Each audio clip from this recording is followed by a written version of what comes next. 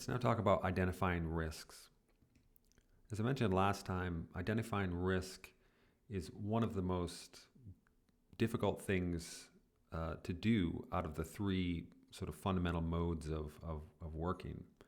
And the reason it is so difficult is that it requires quite a lot of experience, quite a lot of skill to do it correctly, and it's something you do have to practice. So not only is it critical for mitigating ethical harm, which is the priority, it also brings a lot of value to the client because you can potentially be avoiding regulatory, compliance, and reputational harm. So this is really a big one. And it's also one of the ones that's hardest to find people who are very experienced and talented at doing this. So what are the requisite skills then? You definitely need integrated knowledge of historical examples of algorithmic harm. And when I say integrated, what I mean is it's at your fingertips. You're very familiar with common use cases, common examples where algorithms have caused harm. And you're not just familiar with these cases, you're familiar with why these cases occurred and also what happened as a result of these incidents. So you can, of course, do a lot of research, and you should do research as you prepare to engage with a client or when you're writing a proposal. But when you're talking with people and potential clients in particular, you need to be able to invoke some of these common examples. You have to know where the risks might lie historically so that you can sort of forecast where they might lie in a new case. You also need some working knowledge of how AI works. And this is something, unfortunately, you can't really get around. There are a lot of people who come from a humanities background who are still really good at identifying risk. But most of those people have taken the time to really understand at a fairly detailed level where these algorithmic risks come from at a technical level, whether it be sort of imbalances in data sets, types of machine learning algorithms that might sort of amplify biases, common sort of failure modes, maybe common blind spots in a development workflow. So even if you come from a humanities background, you do need to take the time to gain knowledge in how AI and modern machine learning actually works and be able to connect that with the risk, both the historical risks and potential future risks of these systems. Another thing that's pretty important is identifying who the stakeholders are, and in particular, vulnerable stakeholders. Vulnerable stakeholders tend to be the ones that are at the wrong side of a power imbalance. So those who are least powerful are often the most likely to be harmed in any given situation, including algorithmic systems. So being able to identify those stakeholders is pretty important. Being able to engage with those stakeholders is also pretty important. But in terms of identifying risk, you need to know who is interacting with the system and what are their interests and what are their rights and what are the corresponding duties that your client may have with respect to these rights and interests. And so this is a pretty important skill to have.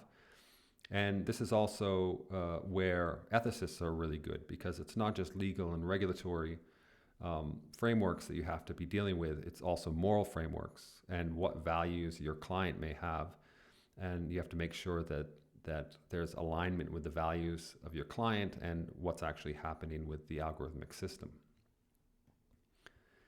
And then you have to be able to conceptualize new failure modes and worst case scenarios. And this is something that is not hard to do but you have to practice it. You really have to think through, and oftentimes what I've found is that working in a group is going to help you develop these skills, because in a group, different people are going to be thinking of different potential scenarios that you wouldn't have thought of. And normally you're working in a group anyway, but working in a group, thinking through these potential failure modes and worst case scenarios is going to build your own ability to identify those if you're working alone. So definitely working in a group is something that will help you build this skill. So let's look at a case study here. So recently, Facebook, the algorithm had been introduced or been around for quite a while, but they have a video topic recommendation feature. And essentially, if there's a video playing and they think you're going to be leaving, or you pause this video, they're going to sort of recommend the topic. Do you want to continue watching videos of this nature? So they essentially have to determine what is the topic or the general category of the video that you're watching. And unfortunately, in this case, they used the algorithm essentially inferred something very dehumanizing. And I recommend for this part you go and read the linked article that I have in the notes. So what's actually going on here? There is a serious ethical risk. Essentially, the algorithm recommends something that's blatantly racially biased.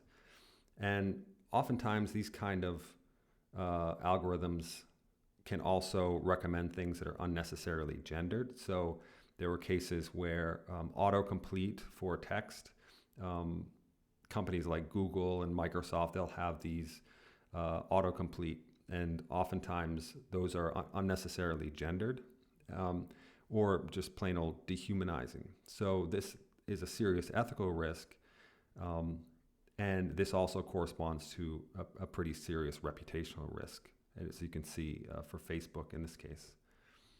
So how would we have forecasted this? So now let's put ourselves in the position of being working with a client like Facebook who has this sort of algorithm in place.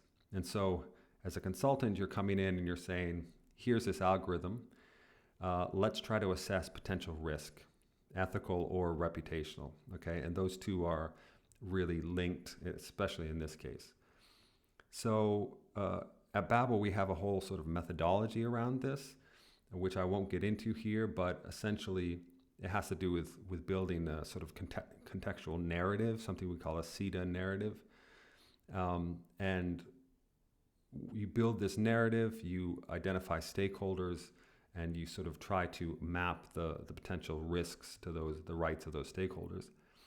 But in this case, just having the historical knowledge is going to give you a pretty good idea. So Google had a photo labeling app, algorithm, which did something very similar. It was using dehumanizing language for images of black people with their auto labels.